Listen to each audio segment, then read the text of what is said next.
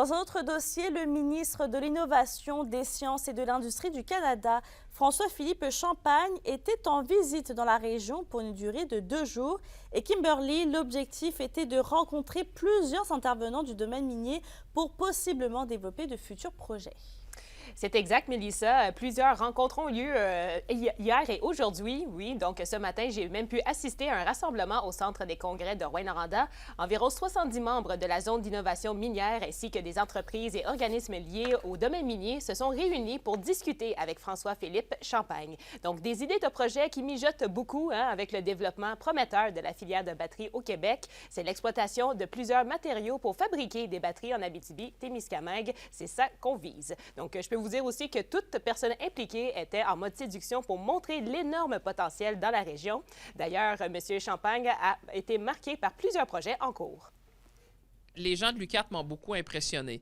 Honnêtement, tout ce qui se fait en innovation là-bas, c'est impressionnant de constater tout le talent qui s'est développé au fil des années, de voir, par exemple, il y avait ici les entreprises Moreau, j'ai vu les entreprises Blais aussi qui exportent le savoir-faire à travers le monde. J'ai eu la chance de voir le CETRI, puis ce qu'on est en train de faire sur au niveau des résidus industriels, comment on peut mieux développer notre économie autour des résidus industriels.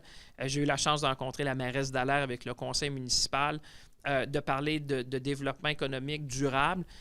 Écoutez, moi, je vous dis, c'est une région, ce que je sens, c'est une effervescence. Et Kimberly, cette visite qui a pris quand même 1 an à organiser était particulièrement importante pour le député du Bloc québécois.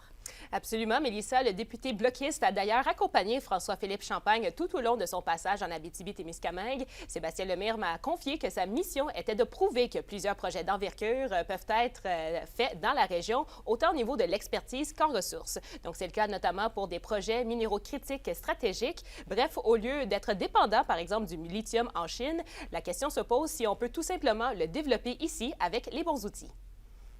On est des gens de l'Abitibi-Témiscamingue, probablement toutes les mines au monde, bien, il faut faire connaître nos bons coups. Et c'était un des objectifs que j'avais. Donc, pouvoir valoriser notre région, comme quoi s'il y a des investissements à faire pour créer cet écosystème-là.